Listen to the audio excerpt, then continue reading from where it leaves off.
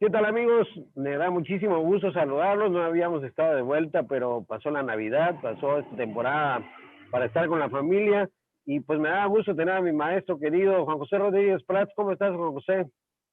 Querido Juan Carlos, un abrazo muy fuerte. Pues bueno, yo creo que como todos, analizando la página editorial de toda la prensa los primeros días, cuáles son los pronósticos, cuáles son eh, los análisis que se están haciendo rumbo a lo que puede suceder el 21, que sin lugar a duda va a ser un año crucial en la historia, va a ser un año importantísimo en todos los órdenes, de grandes desafíos, de grandes retos. Yo creo que es el año de grandes desafíos, el 21 del siglo XXI, y que hay muchas cosas por dilucidar y por analizar.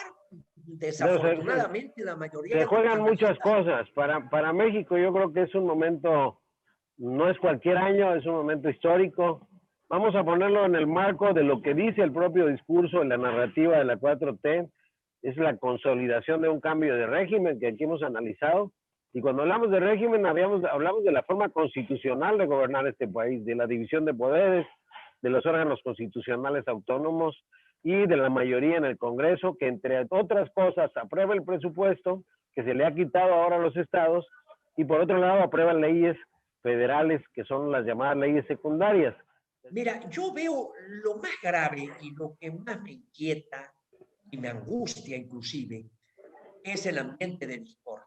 Y el enfrentamiento más grave que yo veo, el 2021, se nos presenta como el escenario de una gran confrontación, inclusive hasta en la política exterior, porque estamos viendo cada vez decisiones más confrontadas con Estados Unidos, cuando curiosamente, paradójicamente, está por tomar posesión una administración mucho más decente, mucho más humanista, que puede ser muy significativa con los acuerdos que se logren. O sea, ya superamos la amenaza de una gente que atropellaba, que amenazaba como Donald Trump. Esto me parece una contradicción en la política del presidente de México. O sea, frente a alguien que nos atropellaba, nos sometimos. Y frente a una gente que está por tomar posesión, que es un profesional, que es una gente que es un demócrata, no por ser del Partido Demócrata, sino en la amplia significación de ser demócrata, pues resulta que estemos haciendo cosas que tal parece que son agresiones, son mensajes de confrontación. Hay un pleito que a mí me parece de lo más preocupante. Cuando se ha confrontado el sector público y el sector privado en México, nos ha ido mal económicamente. Te mencionaría yo 3 momentos históricos. A ver. Los últimos años de Lázaro Cárdenas, después del reparto de la tierra, de la misma expropiación petrolera, con todo y que había un secretario de Hacienda, Eduardo Suárez, que tendía puentes con la iniciativa privada y con los empresarios norteamericanos. Había un ambiente muy cargado, 39 y 40. Nos hemos olvidado de esos 2 años. Lázaro Cárdenas, preocupado, empezó a mandar mensajes a la iniciativa privada para que hubiera concertación y sumar esfuerzos. Es así que hay quienes explican que esa es la causa por la cual Lázaro Cárdenas designa como su sucesor a Manuel Ávila Camacho. Manuel Ávila Camacho propicia la unidad, acaba el periodo de confrontación. El segundo momento de periodo de confrontación, sumamente difícil, fue en el 73, en el gobierno de Luis Echeverría. Ahí hay un evento que fue muy emblemático, muy importante, el sepelio de Emilio Garzazada y el discurso de Ricardo Margán Sosaya en la presencia del presidente de la República, en donde dice que efectivamente un dedo apretó un gatillo de una pistola y se cometió un crimen, pero ¿qué hay detrás? Hay un discurso que incita a la violencia, que incita a la confrontación. Ahí también se dio un momento difícil que culmina con la devaluación en el último año del presidente Echeverría. El tercer evento es la expropiación de la banca el 1 de septiembre del 82, siendo José López Portillo. Se levantan a Bedrop, si no mal recuerdo, y Manuel Cloutier, en plan de protesta, porque fue algo totalmente intempestivo, Sí, sí, en el súbito, informe. no hubo ninguna concertación, ninguna plática, ningún No, aviso previo, el un mismo anuncio. gabinete estaba sorprendido, el mismo gabinete en el informe, ¿no?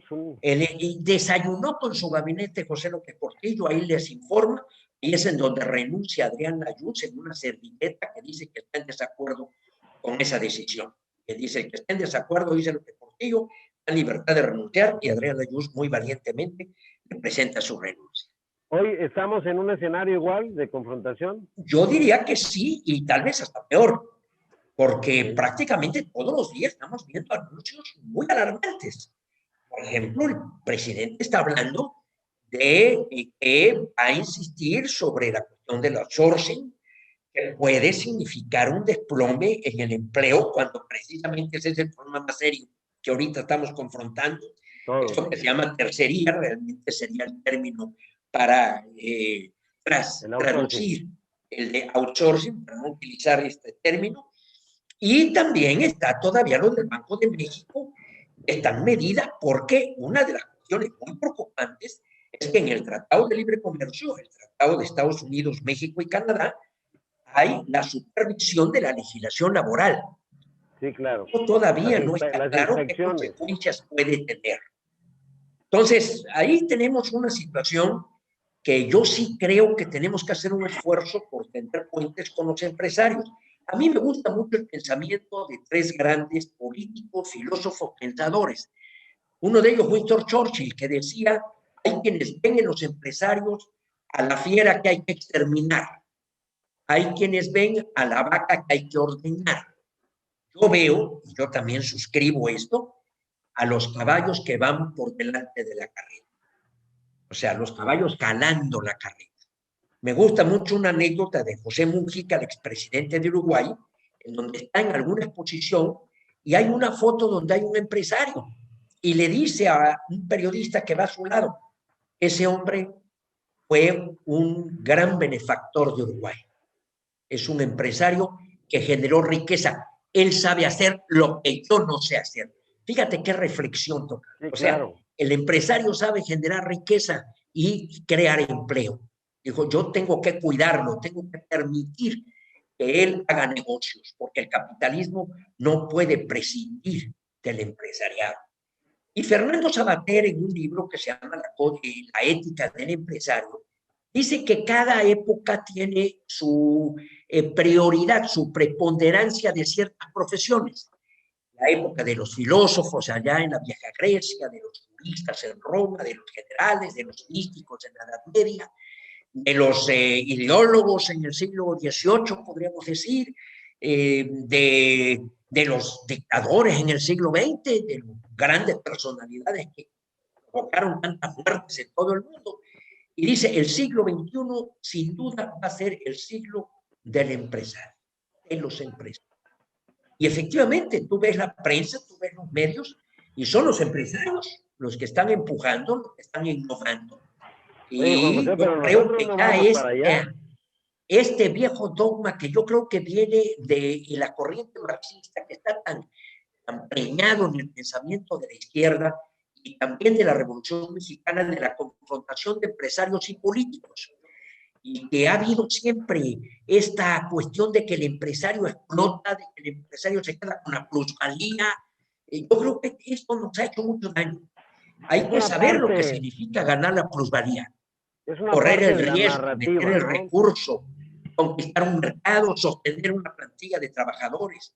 Entonces, esta discordia, que ya es grave, con la confrontación del presidente con los partidos de oposición, con los órganos autónomos, hoy en la mañanera está hablando de desaparecer los órganos autónomos y que esas funciones pasen a las autoridades.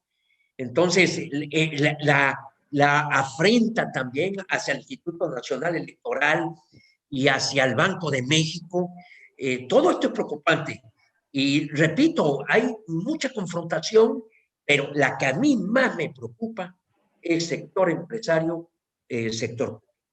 Porque le pega directamente a la generación de riqueza y por ende de empleos en el país, ¿no?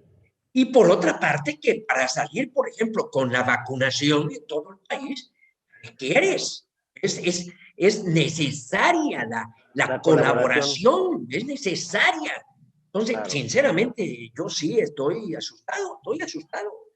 No Oye, sé, Juan no José, sé esto qué pueda desembocar. para rematar dos temas, Julián Assange, qué necesidad, declarado enemigo de los Estados Unidos, de andarla, no Mira, me hay gustaría dos abordar mucho el tema. personajes. Y la otra, perdón, para que se rematemos con ese tema y cerremos la entrevista, esa negativa de esta semana, esa renuencia del presidente todavía Trump de aceptar la derrota. Terrible, ¿no? Mira, la primera reflexión, hay dos personajes que crearon un gran Polémica. escándalo. Julian Assange y Edward Snowden. Yo leí las memorias de Edward Snowden, que se va a Japón, él llama a un periodista y él en realidad era un funcionario público que renuncia y le dice cómo el gobierno espiaba a los particulares. Inclusive se le considera como de los insumisos, como de las gentes que reta que el poder no intervenga en las áreas que corresponden a los derechos humanos.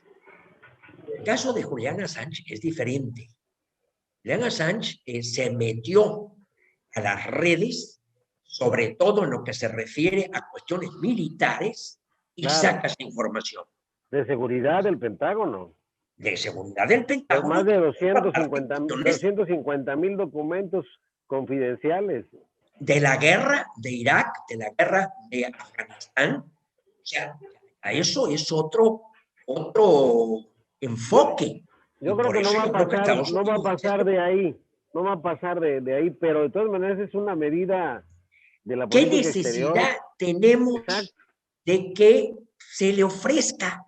A mí y muchos editorialistas lo dicen, oferta de asilo y este presumir de que México es su tradición, me parece que es una forma de no, desviar. no, O no. sea, tal parece que si nosotros vemos, y posiblemente sea el tema que más Una, están es una caja china, eh, es una cortina de humo. y que más están analizando los politólogos y los estudiosos hoy, casi yo te diría que en el mundo, el populismo.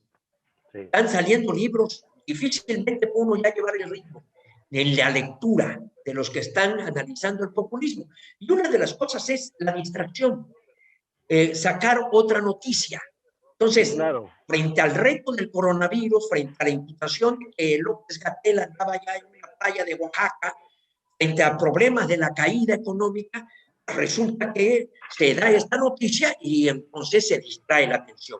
Son elementos distractivos, que me parece que es típico del político populista. Sí, En lo que se refiere hoy y mañana, yo creo que serán 2 días de enorme repercusión de lo que va a ser la historia de las instituciones políticas, la historia de la democracia.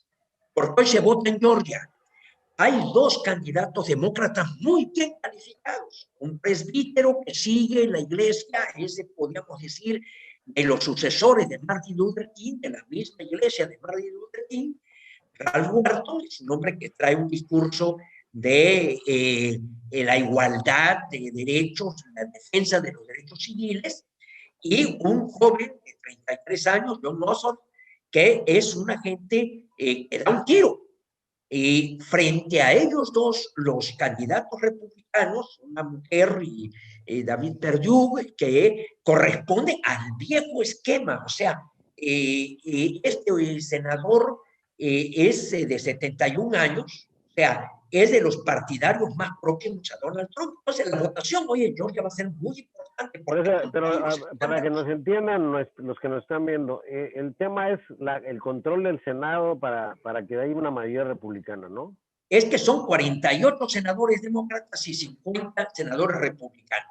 Así Y es. los demócratas ganan, hay un empate y entonces tiene el voto de calidad Kamala Harris, que es la vicepresidenta. Es un esquema muy interesante en la Constitución americana que puede inclinar y eso garantizaría que las políticas de Biden puedan salir en el próximo futuro. Los pronósticos están cerrados, la contienda está cerradísima Y una de las cosas que hablan es que la actitud de Donald Trump, sobre todo esta plática, esta conversación telefónica que tuvo con el republicano ahí en Georgia, obligándolo a que encontrara votos para que él no perdiera, terrible. pues pudiera ser un factor que le dé el triunfo a los demócratas. Pero es una injerencia. Así lo deseo.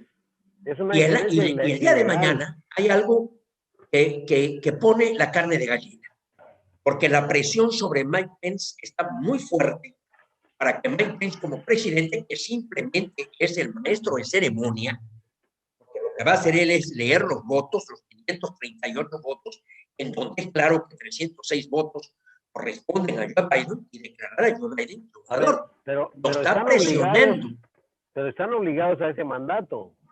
Y lo está presionando Donald Trump a que Mike Pence, rebasando sus atribuciones, pueda decir estos votos los rechazo.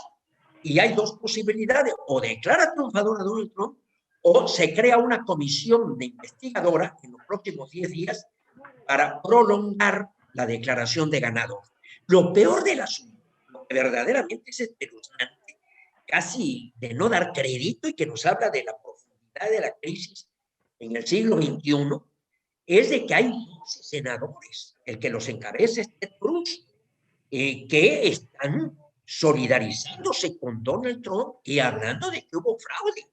Y hay 140 representantes. Oye, pero las evidencias, yo estaba escuchando a Rudolph Giuliani, el abogado que fue alcalde de Nueva York, que lleva el tema, y las evidencias son nunca prosperaron. Nunca prosperaron en el Poder Judicial. Entonces, todo el mundo va a estar pendiente. Yo tengo confianza. Va a salir. Que Mike Pence, así como McConnell, por ejemplo, que es el líder de los republicanos, que terminó aceptando. Tiene que estar a la altura.